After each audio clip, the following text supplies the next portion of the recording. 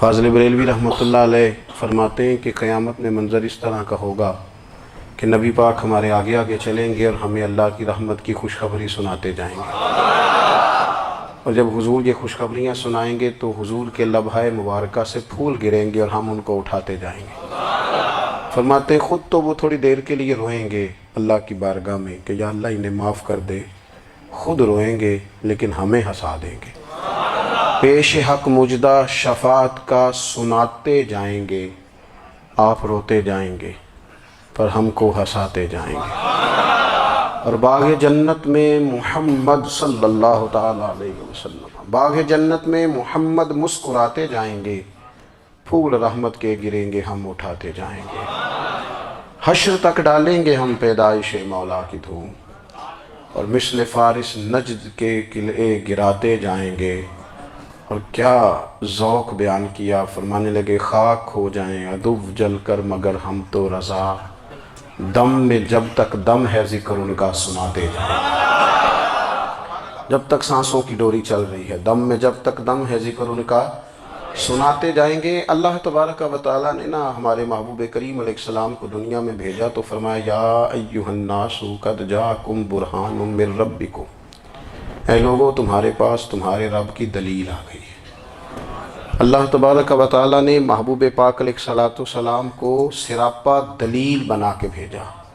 باقی انبیاء کرام علیہم السلام کے پاس بھی اپنی نبوت کے دلائل کے طور پر بے شمار معجزات تھے، اور حضور کریم علیہ السلام کے تو پورے وجود کو ہی اللہ نے معجزہ بنایا ہے۔ اور نبی پاک صلی اللہ تعالیٰ علیہ وآلہ وسلم کی نبوت کی دلیلیں، حضور کے رسالت کے مستحکم دلائل جگہ جگہ آپ کو ملیں گے۔ سب سے پہلی چیز تو یہ سمجھنے والی ہے کہ نبی پاک علیہ السلام نے جس چیز کو سب سے پہلے اپنی نبوت کی دلیل کے طور پر بیان فرمایا وہ حضور کا کردار ہے، سیرت ہے، عمل ہے، حضور کا لوگوں کے ساتھ رویہ ہے۔ نبی پاک علیہ السلام کی تبلیغ کے 3 دور ہیں۔ ایک تو حضور نے اپنے قول سے تبلیغ فرمائی ہے، وہ 40 سال کی عمر سے محبوب نے اعلان فرمایا اور تبلیغ کی۔ اور ایک نبی پاک صلی اللہ تعالیٰ علیہ وسلم بالواسطہ حضور کی تبلیغ ہے جو آج تک جاری ہے۔ امت کے علماء، مشائخ، مبلغین حضور کے دین کو آگے پھیلا رہے ہیں، تو دراصل یہ بھی تبلیغ رسول پاک علیہ السلام ہی کی تبلیغ۔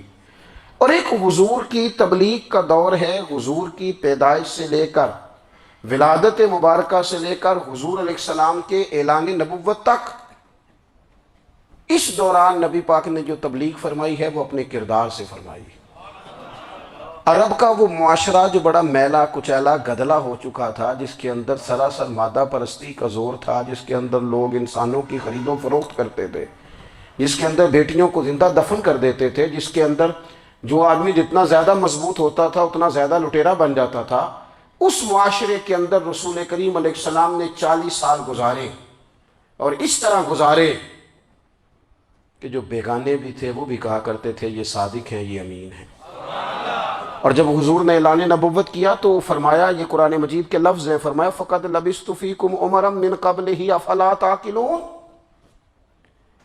میں تمہارے بیچ عمر کا ایک حصہ گزار چکا ہوں، تمہیں عقل نہیں ہے، شعور نہیں ہے۔ نبی کریم علیہ السلام نے اپنے کردار کو، اپنے عمل کو اپنی نبوت کی دلیل کے طور پر بیان فرمایا۔ وہ تو حضرت حلیمہ بھی فرماتی ہیں نا، جب میں نبی کریم علیہ السلام کو اپنے گھر لے گئی تو میرا اپنا بچہ بھی دودھ پیتا تھا، 2 میرے بیٹے ہو گئے، ایک میری یہ نسبی اولاد اور حضور میری رضائی اولاد۔ تو کہتی ہیں جب میں کریم محبوب علیہ السلام کو اپنے سینے سے لگاتی تھی تو حضور میرے ایک پستان سے دودھ پیتے تھے اور دوسرا اپنے بھائی کے لیے چھوڑ دیا کرتے تھے۔ یہاں سے رسول کریم علیہ السلام نے کردار کے ذریعے تبلیغ، اور پھر اعلان نبوت سے پہلے ایک تنظیم عرب کے جوانوں پر، عرب کے سرداروں پر مشتمل بنائی گئی، جس میں نبی کریم علیہ السلام نے بڑا حصہ لیا، سرکار نے، اور بڑے اہم لوگوں کو شعور حضور نے عطا فرمائے۔ وہ اس جماعت کا فیصلہ تھا کہ ہم سارے جوان، سارے بڑے لوگ ملیں گے۔ یہ حضور کے اعلان نبوت سے پہلے کی بات ہے، ہم بڑے لوگ ملیں گے، کسی بڑے کو کسی چھوٹے پر ظلم نہیں کرنے دیں گے، کسی آدمی کو کسی غریب کا حق نہیں کھانے دیں گے۔ حضور علیہ السلام نے نا اپنے کردار سے، اپنے عمل سے، اور آپ کا جو عمل ہوتا ہے نا وہ اصل ہوتا ہے، ایک ہوتا ہے آپ کوئی بات کرتے ہیں اور ایک ہوتا ہے کہ آپ کوئی عمل کرتے ہیں۔ آپ جب عمل کرتے ہیں تو عمل کے ذریعے بھی لوگوں تک بات پہنچتی ہے کہ دراصل آپ کا اٹھنا بیٹھنا چلنا پھرنا کیا ہے۔ میرے رسول کریم علیہ الصلوۃ والسلام کا اٹھنا بھی ایک نبی کا، بیٹھنا بھی ایک نبی کا، بات کرنا بھی ایک نبی کا، معاملات زندگی کرنا بھی ایک نبی کا، لین دین کرنا بھی ایک نبی کا۔ ایک شخص کہتے ہیں میں نے اعلان نبوت سے پہلے حضور علیہ السلام سے کوئی چیز خریدی تھی اور میں نے عرض کیا تھا آپ یہاں تشریف رکھے میں پیسے لے کے آتا ہوں، میں 3 دن کے بعد آیا۔ دیکھو یہ بات کرنی کتنی آسان ہے، بولنی کتنی آسان ہے، پر 3 دن یہاں میرے بھائی کو کسی شخص کو 2 گھنٹے انتظار کرنا پڑ جائے تو لوگ کہتے ہیں الانتظار اشد من القتل، یہ تو قتل سے زیادہ تکلیف والا معاملہ ہے منتظر رہنا کسی کا۔ کہتے 3 دن کے بعد میں آیا تو میرے رسول کریم وہیں تشریف فرمایا، بس اتنا فرمایا یار تم نے مجھے بڑی تکلیف میں ڈال دیا، 3 دن ہو گئے یہاں رکے ہوئے۔ تو حضور نے اپنے کردار کو، اپنے عمل کو، اپنے معاملات کو سب سے پہلے اپنی نبوت کی دلیل کے طور پر پیش کیا۔ کسی نے کیا خوب کہا تھا کہ جو تیری جان کے دشمن ہیں وہ بھی کہتے ہیں، وہ جو تیری جان کے دشمن ہیں، بظاہر تو آئے ہیں نا ہجرت کی رات جان لے لے، لیکن امانتیں حضور کے گھر میں رکھی ہوئی ہیں، امانتیں کاشانہ نور پہ پڑی ہیں۔ وہ جو تیری جان کے دشمن ہیں وہ بھی کہتے ہیں کہ امین تو ہے اور صداقت کی آبرو تو ہے، امین بھی تو ہے، صداقت کی آبرو تو ہے۔ تو پہلے کردار، پھر دوسری بات اللہ تعالیٰ نے اپنے محبوب علیہ الصلوۃ والسلام کو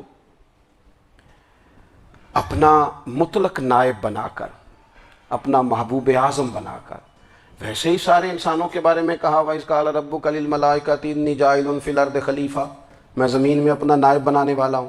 لیکن حضور علیہ السلام تو محبوب ہے نا، حضور کی نیابت تو محبوبیت کے درجے پر فائز ہے۔ تو رسول پاک کو رب کریم نے اس طرح کا بنا کے بھیجا کہ حضرت عبداللہ ابن رواحہ رضی اللہ تعالیٰ عنہ بیان فرماتے ہیں کہ اگر حضور کوئی معجزہ نہ بھی دکھاتے، نبی کریم علیہ السلام سے کوئی اعجاز لوگ نہ بھی دیکھتے، تو محبوب کا تو چہرہ ہی اس طرح کا تھا، لوگوں نے دیکھتے جانا تھا اور کلمہ پڑھتے جانا تھا۔ لیکن باوجود اس کے میرے رسول پاک کا اعجاز یہ ہے، کمال یہ ہے کہ حضور کبھی اشارہ کر دیں تو چاند 2 ٹکڑے ہو جائے، کبھی دعا مانگ دیں تو ڈوبا ہوا سورج واپس آ جائے، کبھی محبوب گزرنے لگے تو پتھر آپ پر سلام پڑے، کبھی حضور پہاڑ پر چڑھ جائیں تو پہاڑ وجد میں آ کر جھومنے لگے، محبوب کا کبھی نماز پڑھاتے ارادہ بن جائے تو اللہ تعالیٰ قبلے کا رخ ہی تبدیل فرما دے۔ کیا خوبصورت سوچ ہے اور کیا نظریہ دیتے ہیں بریلی کے امام۔ فرماتے ہیں اجابت کا جوڑا عنایت کا صحرا دلہن بن کے نکلی دعائے محمد، اور اجابت نے جھک کر گلے سے لگایا بڑی ناز سے جب دعائے محمد۔ دیکھو خدا کی رضا چاہتے ہیں دو عالم، خدا چاہتا ہے رضائے محمد صلی اللہ تعالی علیہ وسلم۔ اور ایک مقام پہ فرماتے ہیں نائب دست قدرت پہ لاکھوں سلام، نائب دست قدرت پہ لاکھوں سلام۔